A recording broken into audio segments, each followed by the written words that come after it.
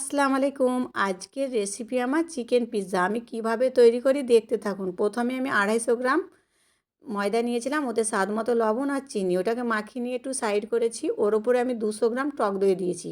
তারপরে হাফ চামচ ইস্ট দিয়েছিলাম, যেটাকে একটু ফাটিয়ে নিয়ে আমি একটু ঢাকনা মেরে 10 মিনিটের জন্য রেখে দিব। তাহলে দইটা আমার একটু ফেপে উঠবে আর ইস্টটা ভিজেও যাবে। 10 মিনিট পরে আমি ওই ময়দাটাকে দই দিয়ে ভালো করে মাখিয়ে নিব। যদি আপনাদের টাইট মনে হয় তাহলে গরম দুধ দিয়ে মাখবেন, আমি ওটাই করেছি। গরম দুধ দিয়ে ময়দাটাকে ভালো করে মেখে নিয়েছিলাম, টেস্ট হবে ওই জন্য, আর সফট হবে। 10 মিনিট আরও রেস্টে রেখে দিলাম। 10 মিনিট পরে আবার ডোটাকে ভালো করে আমি পিৎজা তৈরি করে নিয়েছি হাত দিয়ে। ডোটা আমার তৈরি হয়ে গেছে পিৎজার। তারপরে আমি একটা পেপার নিয়েছি, পেপারে বাটার লাগিয়েছি।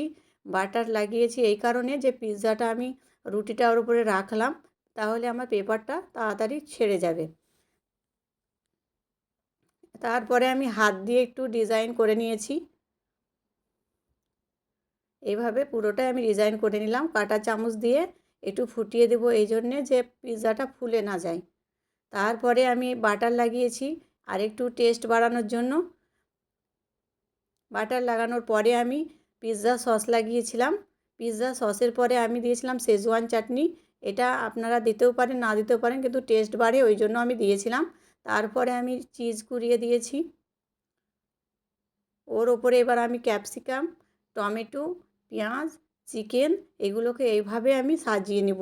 পুরো পিৎজাটা আমার সাজানো হয়ে গেছে। ওর ওপরে আবার আমি চিজ কুড়িয়ে দিয়েছি।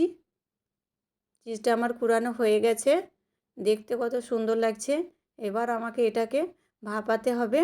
আমি বালিটা আগেই গরম করে রেখেছিলাম, ওর ওপরে একটা স্ট্যান্ড দিয়েছি, দিয়ে ওই থালাটা আমি ওর উপরে বসিয়েছিলাম আধা ঘন্টার জন্য ঢাকনা মেরে, যেন ভাপটা বাইরে না যায়। পিৎজাটা আমার তৈরি হয়ে গেছে আধা ঘন্টা পরে।